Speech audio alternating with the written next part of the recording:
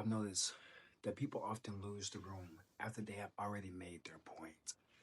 They answer the question and then they add another example and then another reason. And then they explain the answer in a different way just to make sure that everyone understands. At first, people are listening, but after a while, they're only waiting for the person to stop talking. Most people think this happens because others are kind of rude or impatient. Sometimes that's true, but sometimes you kept talking after your point was already clear. And each extra sentence made your first answer sound less certain. Now, most people do not over explain because they have too much to say. They do it because they are watching the room. Think about it. They answer the question, but no one reacts. So they start adding more and more into it. Someone looks confused, so they explain again. Then the room gets quiet, and guess what?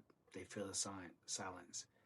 What they're really looking for is proof that their answer was accepted by others. I know this personally because I've caught myself doing it as well. I would make my point, see no reaction, and then assume that I needed to keep going. But silence does not always mean people disagree with you. Sometimes it means that they're thinking. Sometimes it means that they understand.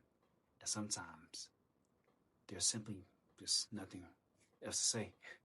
When you keep talking, you can turn a clear answer into something that sounds uncertain.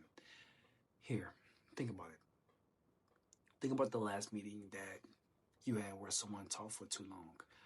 You probably understood their point clearly, but they just kept adding details. After a while, you just stopped listening to what they were saying and you start waiting for them to finish what they were saying. That's usually what happens when you over explain. You're too focused on making your point clear, but the room sees someone who does not know when a point is finished. And people cannot see your intent, but they can only see your behavior.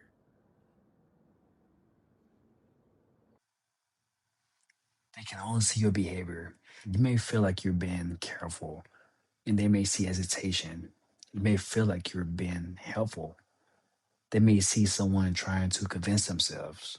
That does not mean every short answer is good. A short answer can still be vague, incomplete, or wrong. The goal is not to say as little as possible. The goal is to stop when the answer is complete. Now, a clear answer needs space. If someone asks for an update, give them the update. For example, the equipment arrives on Thursday. The inspection is Friday. We will be ready by Monday. And then stop. You don't need to repeat the timeline unless someone asks a question. You do not need to explain every problem you saw before giving the update. You do not need to fill the silence before nobody responded right away. Just simply let the answer sit. If people need more information, they will ask. That's not you being cold.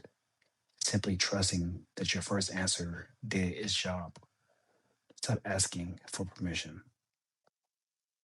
One habit that weakens a strong answer is ending with, does that make sense?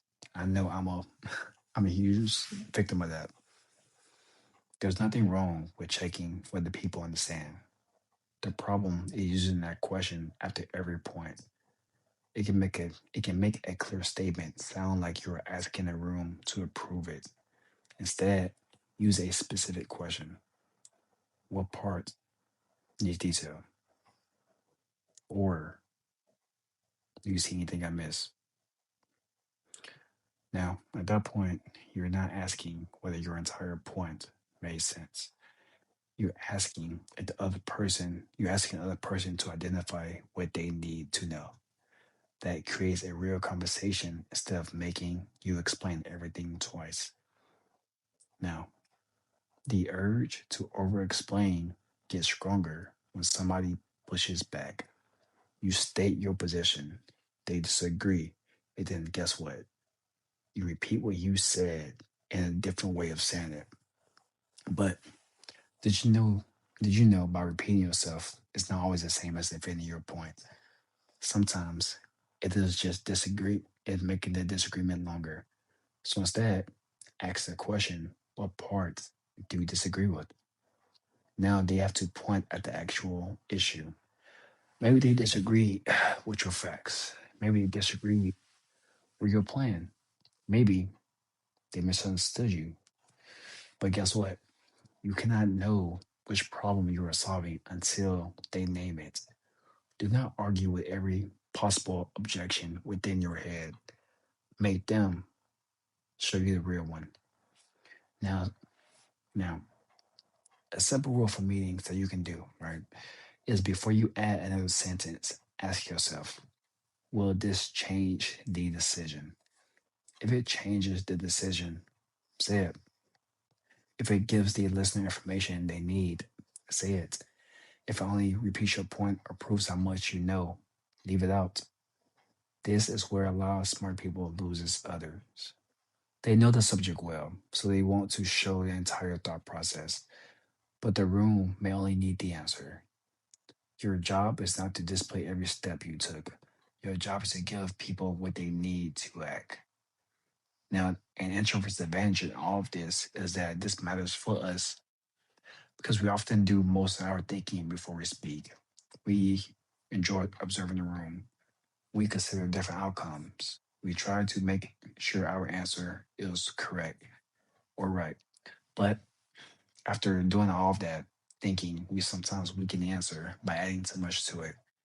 Our quiet nature is not the problem. The problem is we are distrusting our answer once it leaves our mouth. We don't need to become louder, and we don't need to dominate the room. But what we do need to do is make sure your point, our point, is clearly recognized when we are finished speaking. That is precision, and precision is more powerful than trying to sound powerful or polished. Now, here's what to practice. The next time someone asks you a question, answer it in one or two sentences. Then just shut up, keep your hands still, look at the person in the eyes, and let silence sit for maybe 2 through 5 seconds. If they need more, they'll ask. If they disagree, ask them what part they disagree with. If you catch yourself adding another explanation, stop and ask, does this change the answer? Most of the time, it doesn't. You don't lose respect because you're quiet. You lose clarity because when you kept talking, you lose clarity when you keep talking after your point's clear. Say what needs to be said, then let your answer stand. Now, if this helped you, subscribe. I make videos for introverted professionals who want to take their work and their judgment seriously, and those who want it to be taken seriously. But thank you for your time and thank you for listening.